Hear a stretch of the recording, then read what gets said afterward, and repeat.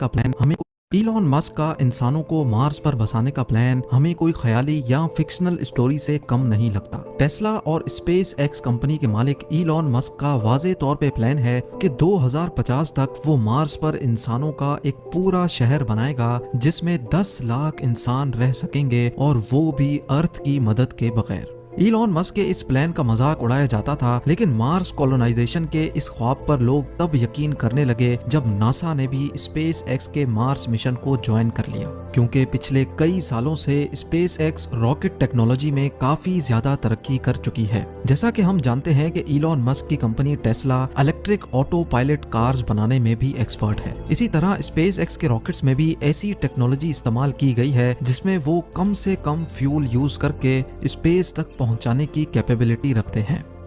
Mars, जो कि अर्थ से 6 करोड़ 20 लाख किलोमीटर दूर है, वहां तक इंसानों को पहुंचाने के लिए एक खास स्टारशिप बनाई जा रही है जो इलॉन मस्क के मुताबिक टेस्ला में इस्तेमाल होने वाली बैटरीज पर ऑपरेट होगी, यानी उसमें फ्यूल कम से कम इस्तेमाल किया जाएगा। मार्स तक तो वो इंसानों को पहुंचा देगा, लेकिन सवाल ये उठता है कि मार्स पर इंसानों की कॉलोनी कैसे मुमकिन होगी। आखिर इलॉन मस्क और नासा इस हरे भरे अर्थ को छोड़कर इंसानों को इस बंजर मार्स की जमीन पर क्यों बसाना चाहते हैं? ना ही वहाँ सांस लेने के लिए ऑक्सीजन है, ना ही खाने पीने का सामान, और ना ही -100 डिग्री सेल्सियस जितनी सर्दी में सर छुपाने की जगह। जब वहाँ इंसान के रहने की कोई बेसिक फैसिलिटी भी मौजूद नहीं है, तो आखिर मार्स पर इंसानों की कॉलोनी बनाना मुमकिन कैसे होगा? ज़ेम टीवी की वीडियोस में एक बार फिर से खुशामदीद। नाजरीन, यही वो सवालात हैं जिनके जवाब आप इस वीडियो में जान सकेंगे। सबसे पहले बात करते हैं कि जब इस अर्थ पर इंसान के रहने की सारी नेचुरल फैसिलिटीज मौजूद हैं, तो फिर इंसानों को मार्स पर भेजने की जरूरत ही क्या है? पिछली कई सदियों से हमारे प्लेनेट अर्थ की हेल्थ के ऊपर जो भी रिसर्च हो रही थी, अफसोस के साथ उन तमाम रिसर्च के रिजल्ट्स नेगेटिव आए हैं। साइंसदानों का कहना है कि जब से इंसान ने फॉसिल फ्यूल्स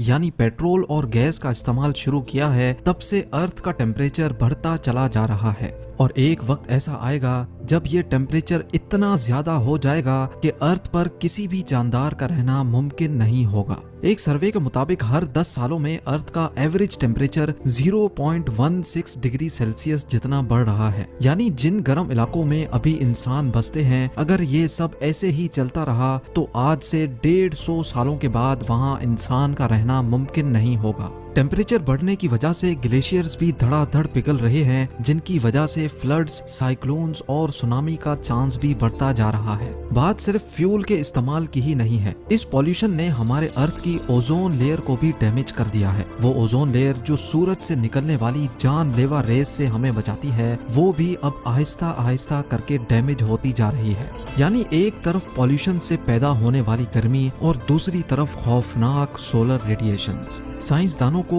एक बात तो कंफर्म हो चुकी है कि एक ना एक दिन हमारा अर्थ रहने के काबिल नहीं बचेगा, और यही वजह है कि हम इंसान अपने लिए एक दूसरा घर यानी एक दूसरा प्लेनेट अभी से ढूंढ रहे हैं। लेकिन सिर्फ मार्स ही क्यों? हमारे सोलर सिस्टम में तो दूसरे भी कई प्लैनेट्स मौजूद हैं, तो फिर आखिर मार्स को ही क्यों चुना जा रहा है? हमारे सोलर सिस्टम में हमारा एक पड़ोसी प्लेनेट वीनस है और दूसरा मार्स। वीनस जो मार्स के मुकाबले में अर्थ से काफी ज्यादा करीब है, लेकिन हम वहां नहीं जा सकते क्योंकि वहां वही सब कुछ है जिससे हम भाग रहे हैं, यानी गर्मी। जी हाँ, वीनस सूरज के गिर्द चक्कर लगाने वाला दूसरा प्लेनेट है जहाँ गर्मी इतनी शदीद होती है कि लोहे को भी पिघला कर रख दे। दूसरी तरफ हमारा पड़ोसी है मार्स, जो सूरज के गिर्द चक्कर लगाने वाला चौथा प्लेनेट है। यहाँ वीनस जैसी आग तो नहीं बरसती, पर यहाँ सर्दी अर्थ के आर्कटिक रीजन से भी ज्यादा होती है। सिर्फ कड़ाकेदार सर्दी ही नहीं है जो मार्स पर इंसानों के लिए मुश्किल खड़ी करे, बल्कि ना ही वहाँ ऑक्सीजन है और ना ही पानी, यानी इंसान के जिंदा रहने की बेसिक फैसिलिटीज भी वहाँ मौजूद नहीं है। ये सारी कंडीशंस जानने के बावजूद भी नासा और इलॉन मस्क के पास आखिर ऐसा क्या प्लान है जिससे वो मार्स पर इंसानों को जिंदा रख सकते हैं? ईलॉन मस्क के प्लान के मुताबिक 2026 में पहले मार्स पर इंसानों का एक छोटा ग्रुप जाएगा। इस ग्रुप के पास कम से कम 2 साल जिंदा रहने की तमाम चीजें मौजूद होंगी, यानी खाना पीना, ऑक्सीजन और प्रेशराइज्ड सूट्स। लेकिन इस ग्रुप के वहां जाने से भी पहले मार्स पर एक प्रोटेक्टिव शेल्टर बनाना बहुत ही जरूरी है, क्योंकि मार्स पर मिट्टी के खौफनाक तूफान इंसानों को नुकसान पहुंचा सकते हैं।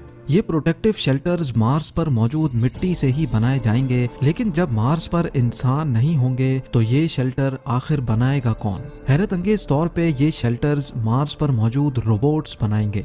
आर्टिफिशियल इंटेलिजेंट रोबोट्स को इंसानों से पहले मार्स पर भेजा जाएगा। ये एक खास किस्म के रोबोट्स होंगे जो वैसे तो अलग अलग हिस्सों में काम कर सकेंगे, लेकिन जरूरत पड़ने पर वो आपस में जुड़ भी सकेंगे। ये रोबोट्स इंसान के काम करने से काफी ज्यादा फास्ट काम कर सकेंगे, जिनमें कैमराज, सेंसर्स, मिट्टी खोदने के लिए एक्सकवेटर्स और 3D प्रिंटर यूनिट्स भी लगे होंगे। सोलर एनर्जी से चलने वाले ये रोबोट्स पहले तो सेंसर्स की मदद से एक खास किस्म की मिट्टी ढूंढेंगे। जिस जगह पर वो खास मिट्टी ज्यादा पाएंगे वहीं वो अपना बेस यूनिट कायम कर लेंगे। इन रोबोट्स में से जिसका काम डिगिंग का होगा वो उस जगह को खोदकर मिट्टी को कलेक्ट करेगा और फिर छोटे छोटे रोबोट्स ये मिट्टी रिफाइनिंग यूनिट तक लेकर जाएंगे। रिफाइनिंग के बाद ये मिट्टी 3D प्रिंटर यूनिट तक पहुंचाई जाएगी, जो एक एक लेयर करके 3D प्रिंट करते जाएंगे। कई महीनों तक ये काम ऐसे ही चलता रहेगा, जिसको अर्थ से बैठकर भी मॉनिटर किया जा सकेगा। शेल्टर कंप्लीट होने के बाद स्टार्ट होगा रोबोट्स का दूसरा फेज। अब मार्स पर पहली बार इंसानों का एक ग्रुप लैंड करेगा। क्योंकि इंसान यहाँ पहली बार लैंड करेंगे, इसीलिए इनके पास काफी सारा सामान भी मौजूद होगा। मार्स पर मौजूद रोबोट्स इंसानों को वहाँ वेलकम करेंगे, उनका सामान उठाकर लैंडिंग साइट से बेस यूनिट तक लेके जाएंगे और बेस यूनिट के शेल्टर के अंदर छोटे छोटे यूनिट्स को रखा जाएगा, जो अपने आप इन्फ्लेट हो जाएंगे।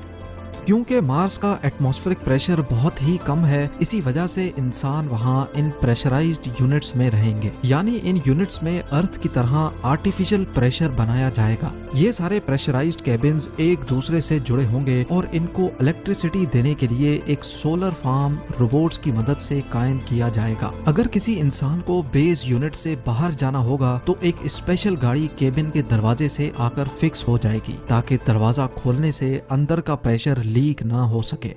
अब बारी होगी मार्स पर एक ग्रीन हाउस बनाने की, ताकि मार्स पर वेजिटेशन की जा सके। साइंस रिसर्च के मुताबिक मार्स पर स्टार्टिंग में सिर्फ पोटैटोज और बीन्स लगाए जा सकेंगे। ग्रीन हाउस के अंदर प्लांट्स जैसे जैसे बड़े होंगे, उनमें से एक ऐसी चीज निकलेगी जिसका होना मार्स पर बहुत ही ज्यादा जरूरी है, और वो है ऑक्सीजन। जी हाँ, ये प्लांट्स मार्स पर सब्जियों के अलावा इंसानों को ऑक्सीजन भी देंगे, लेकिन ये ऑक्सीजन इतना ज्यादा नहीं होगा, इसलिए जल्द अज जल्द मार्स पर ऑक्सीजन बनाने का भी बंदोबस्त किया जाएगा। हैरत अंगेज तौर पे ये एक्सपेरिमेंट मार्स रोवर पहले ही कर चुका है। एक स्पेशल डिवाइस जो सोलर एनर्जी के जरिए ऑपरेट होगी, वो मार्स के एटमॉस्फेयर से कार्बन डाइऑक्साइड को लेकर उसमें से हीट और इलेक्ट्रिकल करंट पास करेगी, जिससे ऑक्सीजन कार्बन डाइऑक्साइड से अलग हो जाएगा और उस ऑक्सीजन को कलेक्ट कर लिया जाएगा। यानी अब इंसानों की एक छोटी टीम वहां ऑक्सीजन भी बना सकेगी। खाने के लिए उनके पास सिर्फ 2 डिश ही सही, पर खाना मौजूद होगा। और मार्स की जमीन के नीचे फ्रोजन वाटर मार्स पर मौजूद रोवर पहले ही ढूंढ चुका है, तो उस बर्फ को पिघलाकर पानी भी बनाया जाएगा।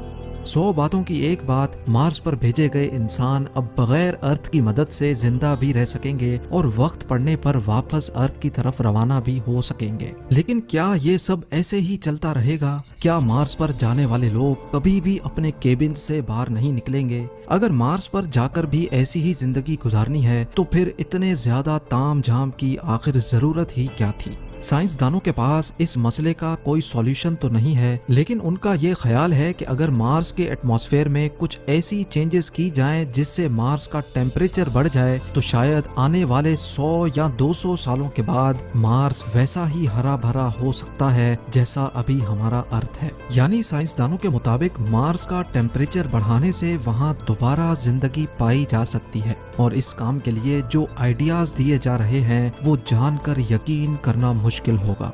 एक MIT स्टूडेंट मार्गरीटा मैरिनोवा का आइडिया है कि मार्स पर रोबोट्स की मदद से फैक्ट्रीज बनाई जाएं, जो सुबह शाम और दिन रात सिर्फ एक ही काम करेंगी। उनका काम होगा सिर्फ धुआं निकालना, और उस धुएं की वजह से मार्स में भी वही सब कुछ होगा जो अर्थ के साथ हो रहा है, यानी ग्लोबल वार्मिंग।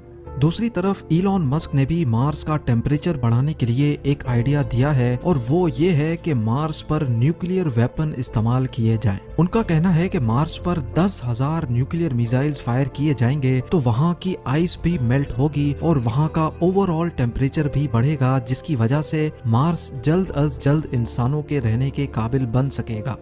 नाजरीन, इलॉन मस्क और नासा का अभी तक का प्लान यही है कि 2026 में पहले इंसानों का छोटा ग्रुप वहां जाकर मुख्तलिफ एक्सपेरिमेंट्स करेगा, और फिर हर 2 सालों के बाद जब अर्थ और मार्स एक दूसरे के करीब आ जाते हैं तब वहां मजीद लोग भेजे जाएंगे।